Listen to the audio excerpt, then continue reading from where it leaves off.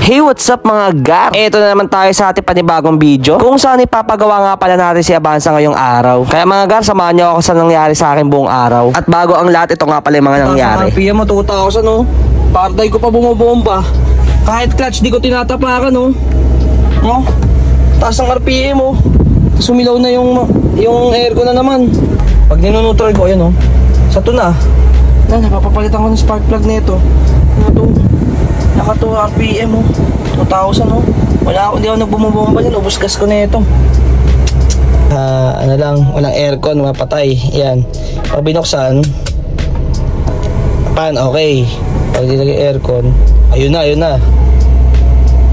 Ito na RPM ko, 2,000 na. Yan, tapos walang lamig. Nako, napagawa na talaga to. Papatayin ko ah. Patay. Wala. Bumabalik ng normal, nagwa 1. Ay, nako.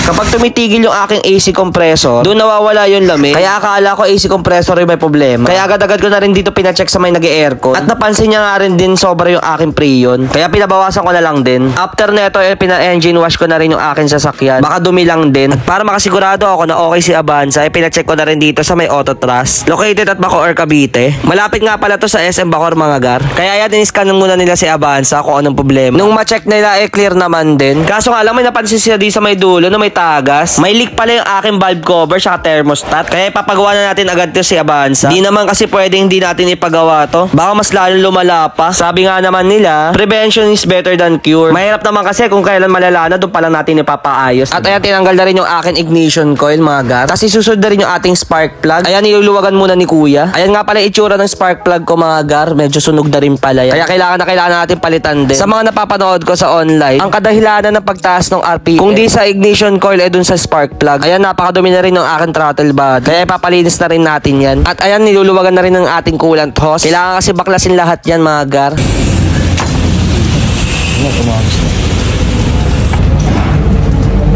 Ayan, natuloy-tuloy pa rin siya sa paggawa ng ating sasakyan. Ito nga pala mga gar yung ating ignition coil. Tapos ito pala yung ating lumang spark plug. Palitin na talaga. Nidisconnect na rin nila yung ibang mga wiring. Init. Mainit-init pa rin pala yung ating coolant. Kahit kanina pa yan 30 minutes ago nakapatay. At ayan na nga mga gar, tinatanggalan nila yung ating cylinder head cover. Ang hirap din pala talaga tanggalin na ito. At ayan na nga, natanggalan nila yung ating cylinder cover mga gar. Napakadumi ng ating cylinder cover. Sabi nila, kuya, goods na goods daw yung aking makina. Araw-araw change oil.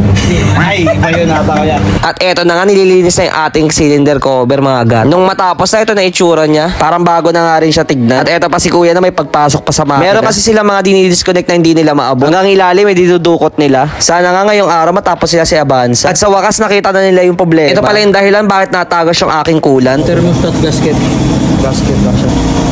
Ito lang pala problema ng tagas ko. Dito nga pala nakasalpak yan mga gar. Sa loob, ito sa labas. Ito nga pala yung aking throttle body, napakadumi. Kaya ngayon ipapaklining ko na rin to. Kaya yan, binabaklas na rin ni kuya nang malinisan na din. Tama lang yung pagpapalinis ko. Kaya nagka-problema yung minor. Oo. Kaya nataas yung ano ko. Taas baba, gano'n. Minsan mataas ito. Isa to sa mga nagkakaroon ng problema. If ever na mapalitan siya or kaya namang malinisan, pag malinisan natin, okay lang. Pero pag di pa rin talaga siya nawala sa linis, may problema na po talaga yung ito. Kasi ganito talaga dala sa Avanza yung ginagawa namin. Buti na nga lang, sakto na lang din ang aking pagpapalinis ng aking throttle body. Kasi kung di ko pa ito napalinisan, baka magkaroon na ng problema lalo. Ayun, dumi niyo. Dumi, grabe. Buti na nga lang din, ayun, nalinis si kuya. Sinasabi namin yun. Galaw-gala yung ating. Yun na nga nangyayari sa akin ko yun. Up and down. Dalaw, pinalinis ko. Malit na bagay ko yun, pero malaking gastos.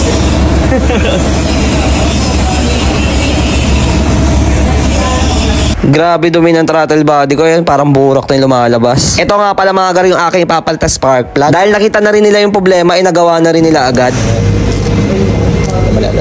At ayun na nga mga guard, nilagay na nila yung spark plug na bago. Naayos na rin pala nila kasi yung mga tagas na nakita nila kanina. Kaya ngayon ibabalik na nila yung mga pinagbabaklas nila kanina. Yan nga pala yung valve cover na. Ilalagay na rin pala ni Kuya yung ating cylinder cover.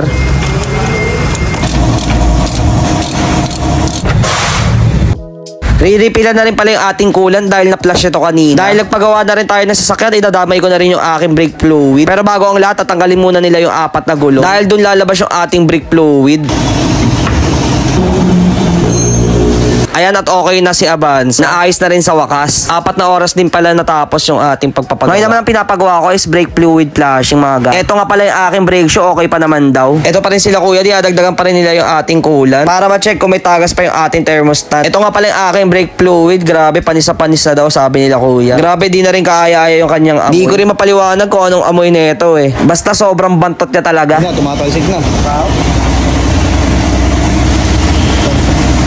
Ayun, brake. Brake ang binabomba. Ano pala yun? Grabe mga guard, first time ko lang talaga magpa-brake flush. Ganyan pala yung ginagawa nila. Kapag na-flush na yung ating brake fluid, ayan, re-refillan nila ng bago. Tapos ibabomba pa rin nila ng ibabomba para wala na matirang dumi. Nabango na ngayon, no? Bago na. Yung kaninang bantot eh. Talsikan ka kuya. Firme. Ang dami ko na naman natutunan ngayong araw mga guard. Habang tumatagal kasi ako na car owner, ang dami ko natututunan about sa sasakyan. Yung mga ganitong bagay, hindi ko pa talaga naranasan yung ganito. Kumbaga first time experience ko talaga to. Overall feedback ko sa Autotrust. Solid ang kanilang mga empleyado, ang bait pa na may-ari. Kaya kung gusto niyo rin magpagawa din sa may Autotrust, pwede kayong dumaan for walk-in. For inquiries, pwede rin kayo dito mag-chat sa kanilang Facebook page. Ilagay ko na lang yung link sa may comment section. Paano ba yung mga guard? Salamat sa panonood.